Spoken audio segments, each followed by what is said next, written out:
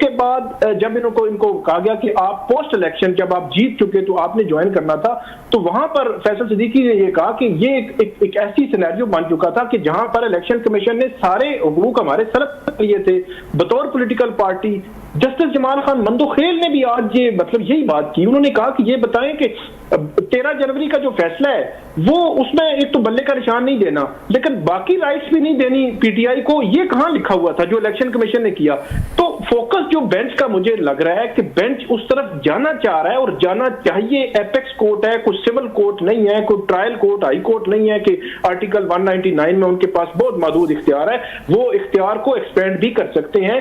और उस 13 जनवरी के फैसले, इलेक्शन कमीशन का उस पर तशरी, इन चीजों को देखे बगैर मेरा ये ख्याल है कि आगे नहीं बढ़ सकते और 13 जनवरी के फैसले को अलग भी नहीं कर सकते। मगर काजी फायज़ तो साकिब बशीर साहब, काजी फायज़ तो बड़े एकदम फ्लेयर अप हो जाते हैं, बड़े जज्बाती हो जाते हैं जब कोई 13 जनवरी का हल्का से ऐसे इशारा भी कर दे तो उस पर भी वो कहते हैं कि 13 जनवरी की बात क्यों करते हैं। आप बात करें कि पार्टी में इलेक्शन ना होने की वजह से पार्टी को बल्ले का निशान नहीं दिया गया और ये कानून मौजूद है, आप मेरे फैसले की बात क्यों करते हैं। तो ये जो 13 जनवरी का बल्ले का फैसला है, ये फुल कोर्ट जो है आपके नज़दीक उस फैसले के ऊपर अपनी राय दिए बगैर मखसूस नशस्तों का कोई फैसला कर सकती है? नहीं कर सकती, बिल्कुल नहीं कर सकती। हम जितनी डिस्कशन देख रहे हैं, इवन मैंने आपको एग्जांपल दी कि काजी साहब खुद जो है वो ये बात कर चुके हैं इससे कबल, लेकिन मेरे लिए ये हैरानकुन था कि ये क्वेश्चन उन्होंने इलेक्शन कमीशन से क्यों नहीं किया जो बाकी जजेस कर रहे हैं कि आपने क्यों गलत तशरीह की और गलत तशरीह करके आपने 2 फरवरी का फैसला दिया और उसके बाद सवाल नहीं किया जो है वो हमें नजर आ रहे हैं।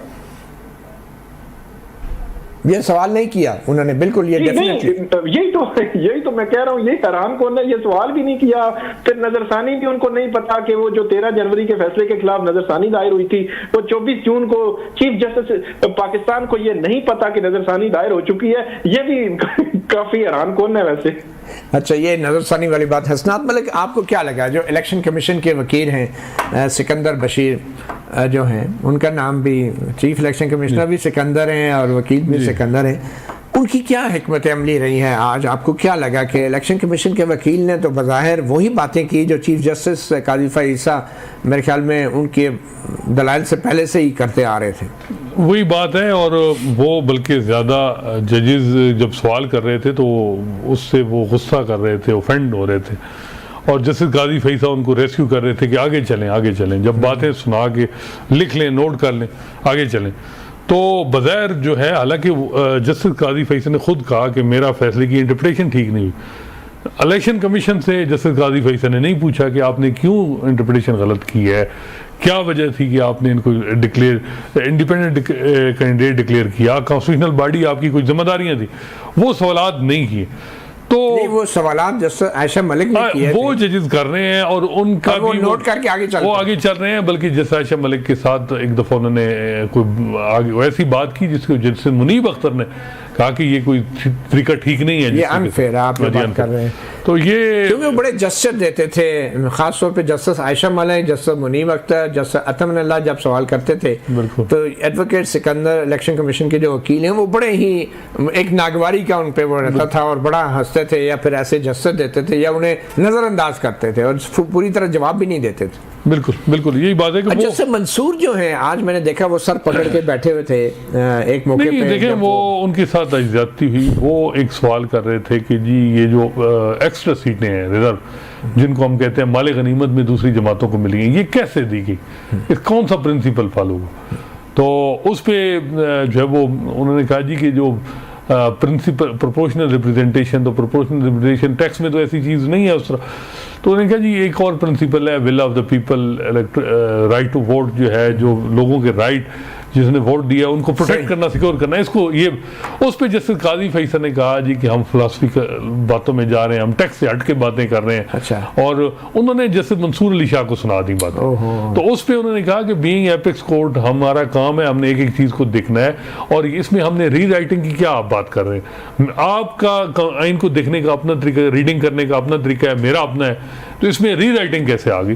तो ये मंसूर अली शाह साहब ने जवाब भी दिया। मंसूर अली शाह ने कहा री राइटिंग इसमें कौन सी बात है? तो ये उसके बाद जिस अतर मिनल्लाह पे जब उन्होंने बात की कि जी जब जमहूरियत आती है तो हम छुरियां लेके बाहर निकल आ जाते हैं और डिक्टेटर के दौर में कोई मिनिस्टर बन जाता है, कोई अटॉर्नी जनरल बन जाता है। अच्छा। हमने तो वकालत छोड़ दी। और ये मखदूम अली खान साहब जब दलाइल दे रहे थे उस वक्त बात की कि वो मखदूम अली खान साहब को भी उन्होंने कहा कि माजरत के साथ आप भी एक डिक्टेटर के अटॉर्नी जनरल रहे हैं, और साथ ही उन्होंने कहा कि मिनिस्टर रहे हैं। बजाय लगा कि वो जस अतर मिनल्लाह को उन्होंने हिट कर रहे थे, क्योंकि अतर मिनल्लाह 98 में जब मुशर्रफ का मार्शल आया तो वो केपी असेंबली में वो थे, सॉरी केपी हुकूमत में, वो हुकूमत में एहतसाब के वज़ीर एहतसाब थे।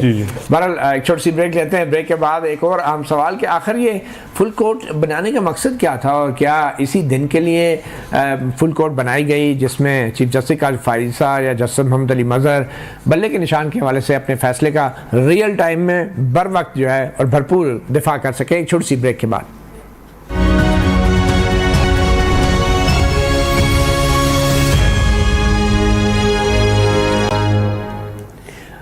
Welcome back.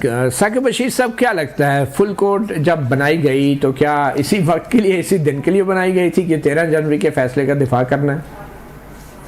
एक तो वो डेफिनेटली फुल कोर्ट किसी मकसद के लिए थी, और मकसद अगर हल होता तो 3 जज बैठ के 5 जज बैठ के फैसला कर देते, तो इसका मतलब ये है कि इसके असरात बहुत गहरे हैं, इसीलिए 13 जजेस और फुल कोर्ट जो है वो बैठी है। एक चीज मेरा ख्याल है जो बेंच को और बेंच के सरबराह जो है उनको भी देखनी चाहिए कि जो जजेस सवालात कर रहे होते हैं उन सवालात के जवाब लेने की बजाय वो आगे बढ़ रहे हैं, आगे बढ़ा रहे हैं, फिर आगे बढ़े, और बड़े रेलेवेंट क्वेश्चन थे। आज जो मैंने पैटर्न देखा है उस पैटर्न में जो ईसीपी के वकील थे वो जो सवालात सख्त थे, जो जिन सवालात के जवाब आने चाहिए उन जवाबात को वो पेंडिंग किए जा रहे थे, और बाकी सवालात के जवाब जो है वो दे रहे थे जो उनके वर्जन को जो है किसी ना किसी तरह जो है। अच्छा, आपकी बात से साकिब बशीर कहता कलामी माफ, आपकी बात से मुझे लग रहा है कि जैसे ये एक प्रेस कॉन्फ्रेंस हो रही है किसी सियासतदान की और उसमें 50-60 साफी बैठे हैं और सियासतदान बड़ा मुस्कुरा के ऐसे देखता है कभी ऐसे, और सारे साफी एकदम सवाल कर रहे हैं, वो कहता है अच्छा आप बोलें यार, एक बात करें ना, कोई एक बोले,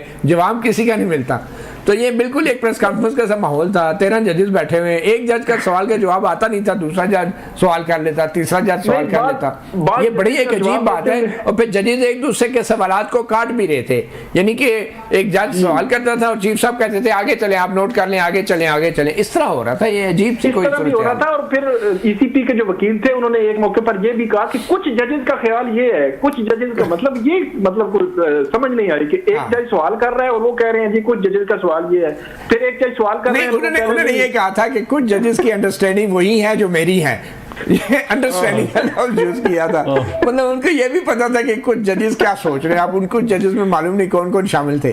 तो अच्छा, आपको क्या लगता है साकिब बशीर, मेरा जो सवाल है कि क्या ये जो 13 जजेस हैं इनमें से अगर 4 जजेस ने भी, कम से कम 4 जजेस ने भी ये लिख दिया कि बल्ले के निशान वाला फैसला जो था वो गलत था और उसकी वजह से ये सारे मसाइल पैदा हुए, तो फिर उन 3 जजेस के फैसले का क्या बनेगा? और अगर उन्होंने अपने ऑर्डर में लिख दिया, ऑब्वियसली वो शायद मेजॉरिटी तो 7 जजों की होगी जो भी फैसला होगा, लेकिन उन 4 जजों की राय का क्या असर होगा? और अगर मेजॉरिटी जजेस ने कह दिया कि बल्ले के निशान का फैसला दुरुस्त नहीं था क्योंकि ये इससे जुड़ा हुआ है, और काजी साहब ये साबित करने की कोशिश कर रहे हैं कि बल्ले के निशान के फैसले का कोई नाम ना ले, यहाँ पे उनको कोई परेशानी है कि फुल कोर्ट बल्ले के निशान के फैसले के ऊपर डिस्कशन करके कोई और मसला ना पैदा कर दे, कोई खतरा है उनको? एक बात तो बड़ी क्लियर है कि फैसला आएगा उसमें बल्ले के निशान के जो फैसला है उसके रेलेवेंसी है, उसका जिक्र किसी ना किसी सतह पे मौजूद होगा। दूसरी बात यह है कि अगर इलेक्शन जो फुल कोर्ट की अगर मेजॉरिटी इस नतीजे पर पहुंचती है कि ये नशिस्तें जो है वो सारी देनी है हुकूमत वक्त को, तो फिर मेरा ख्याल है जिस तरह 13 जनवरी के फैसले का दिफा जो है वो किया जा रहा है हर फोरम पे और वो हो नहीं पा रहा, तो इसी तरह शायद जो है वो ऐसी कोई सिचुएशन उस वक्त भी फिर डेवलप होगी, फिर सुप्रीम कोर्ट जो है वो दिफा करती रहेगी कि आप जो है वो हमने किया क्या है। बहरहाल अल्टीमेटली उन्होंने फैसला करना है कि वो किस पॉइंट पे पहुंचते हैं। तो ये फैसला तो फिर बाद में खुद ही सुप्रीम कोर्ट को ही अब करना है। तो आपके ख्याल में असनाद, क्या बल्ले के निशान के फैसले के हवाले से भी इस फुल कोर्ट के अंदर कोई राय पाई जाती है, या अपने हतमी जो फैसला आएगा क्या जजेस बल्ले के निशान के फैसले पे भी अपनी राय देंगे? देखिए फिलहाल तो जजेस इतनाब कर रहे हैं कि डायरेक्टली क्योंकि काजी साहब नाराज होते हैं। काजी साहब नाराज होते हैं, वो इलेक्शन कमीशन के जरिए इनडायरेक्टली जब उन पे बात करते हैं, तो अब वो इलेक्शन कमीशन पे की कंडक्ट पे भी बात हो रही है, तो उसको भी काजी साहब कहते हैं जनवरी 13 के फैसले पे मैंने कह जो दिया है, फिर वो रिव्यू पेंडिंग है। आज उन्होंने ये बात भी, कल उन्हें मालूम हुआ कि रिव्यू भी कोई फाइल है। चीफ साहब को ये पता ही नहीं था कि मेरे ख्याल में पता था, लेकिन वो लगा ये चीजें हर जगह थी। अब रिव्यू, अब मोहम्मद अली मदर साहब ने कहा कि या फिर रिव्यू भी लगा दें, रिव्यू पेंडिंग है। अब रिव्यू मेरा ख्याल है कि उसकी क्या अहमियत रह गई है। मेरे ख्याल में तो रिव्यू को क्लब नहीं कर देना चाहिए, क्लब करना चाहिए था बिल्कुल, और वो साथ एग्जामन, लेकिन वो लगता है कि वो उसकी फाइनलिटी वो खुद चाह रहे हैं कि हम। लेकिन क्या ये मामूल की बात नहीं है कि सुप्रीम कोर्ट के जो फैसले हैं, अगर किसी एक बेंच ने किए हैं, अगर उन फैसलों से जुड़ा एक और केस आ जाता है, तो उस असूल के ऊपर अगर फुल कोर्ट राय दे दे कि किसी पार्टी से बल्ले का निशान नहीं छीना जा सकता बगैर उस फैसले का हवाला दिए, बिल्कुल, तो वो फुल कोर्ट की राय फिर फाइनल हो जाएगी ना, वो ऑटोमेटिकली रिव्यू तो हो जाएगा। बिल्कुल, ये बात तो है। अब देखते हैं कि कितना, क्योंकि जब जजेस को भी आप रोकेंगे